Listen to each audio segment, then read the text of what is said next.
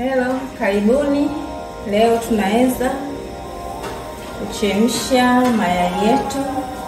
Tunatakiwa kuwa na maji, tunatakiwa kuwa na chumvi, tunatakiwa kuwa na sufuria na jiko letu hili hapo. Maji haya hapa. Hatua ya kwanza, unapanga mayai yako kama mnavyoyaona haya hapa. Hatua inayofuata, unaweka maji ili yafunike mayai yaweze kuiva kwa urahisi. Kama mnavyoona, maji yangu yamefunika mayai. Hatua inayofuata, tunanyunyizia chumvi ili mayai yetu tukija kuyala yawe na chumvi. Karibuni, twende hatua kwa hatua. Mpaka hapa tunasubiri mayai yetu yachemke. Maji yakishapata uvuguvugu kidogo, tunafunika. Tunasubiri kwa muda wa dakika 5 mpaka 7. Mayai yetu yatakuwa yamechemka na kuiva.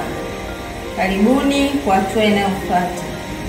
Kama mnavyoona, mayai yetu yanachemka.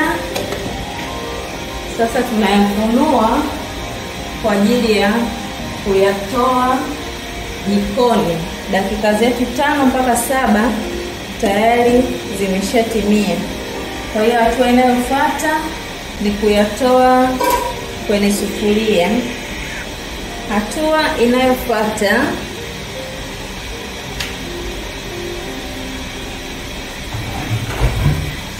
tunayatoa mayai kwenye sufuria.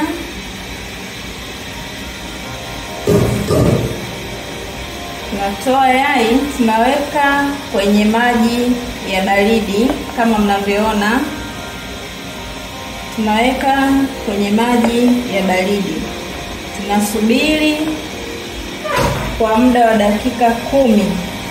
Yatakuwa mayai yetu yamepoa kwa ajili ya kumenya na kuliwa.